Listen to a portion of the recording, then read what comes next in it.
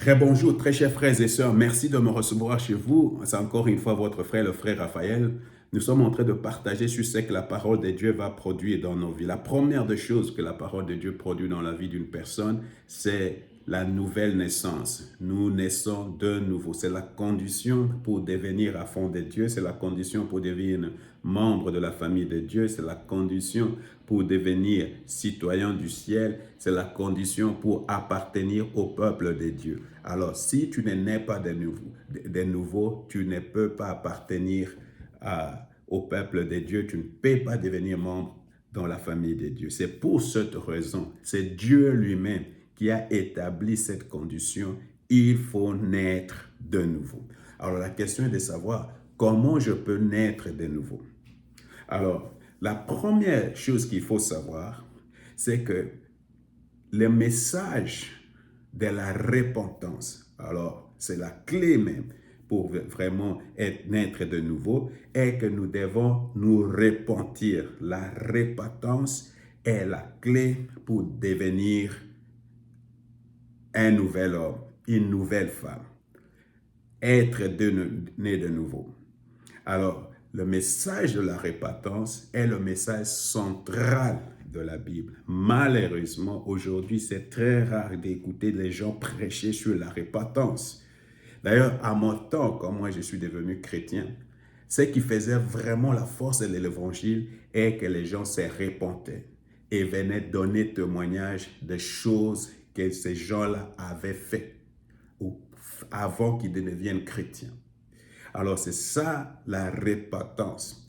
J'insiste sur le fait que c'est la clé pour expérimenter Dieu. Ça ne vaut pas la peine de faire de jeûne, d'aller dans les classes de délivrance et ne pas expérimenter Dieu là-bas, tout simplement parce qu'on ne change pas sa façon de penser, on ne change pas son comportement ou son attitude.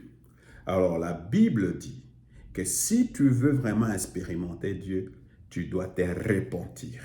Tu dois changer d'attitude. Tu dois te repentir, changer ta façon de penser et ton attitude à l'égard de Dieu, à l'égard de Jésus-Christ, à l'égard de sa parole et à l'égard du Saint-Esprit. Alors, c'est ça la repentance. Maintenant, il faut savoir que ce message de la repentance est un message central de la Bible. Parce que Jean-Baptiste, dans Matthieu chapitre 3, verset 2, a prêché là-dessus, la repentance. Il a dit par exemple, à ce temps-là, parut Jean-Baptiste, prêchant dans le désert des Judées, il disait, repentez-vous. Moi aussi, je te dis, repens-toi si tu veux expérimenter Dieu. Matthieu chapitre 3, verset 17, Jésus lui-même vient avec ce message. Dès ce moment, Jésus commença à prêcher, à dire, changez d'attitude. Changer de quoi? D'attitude.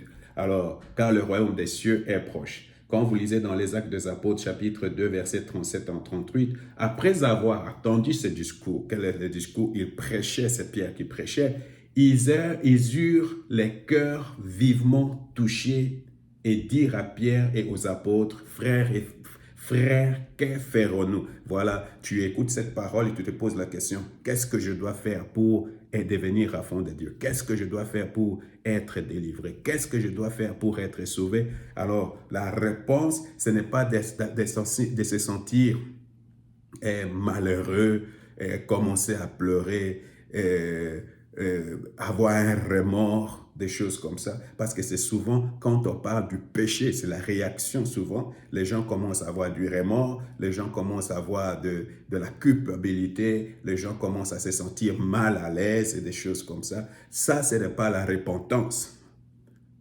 Ça, ce n'est pas la tristesse, pleurer, tout ça, ce n'est pas de la repentance. La repentance n'est pas une émotion. Ces gens avaient déjà une émotion. Maintenant, il faut écouter ce qui va se passer. Ils vont se repentir. Alors, la Bible dit que Pierre leur dit, changez d'attitude et que chacun de vous soit baptisé au nom de Jésus-Christ pour le pardon de vos péchés et vous recevrez le don du Saint-Esprit. Alors Pierre leur dit, changez votre attitude, changez votre attitude à l'égard de Jésus, changez votre attitude à l'égard de la parole de Dieu, changez votre attitude à l'égard de Dieu le Père, changez votre attitude à l'égard de la parole de Dieu et vous serez sauvés. Alors vous voyez, la repentance, ce n'est pas seulement de l'émotion. La repentance, ce n'est pas du ressenti, mais c'est une décision. Alors frères, sœurs, vous devez prendre une décision aujourd'hui, une décision de se repentir, de changer son attitude à l'égard de la parole de Dieu, de changer son attitude à l'égard de Jésus-Christ. Et c'est ça le premier pas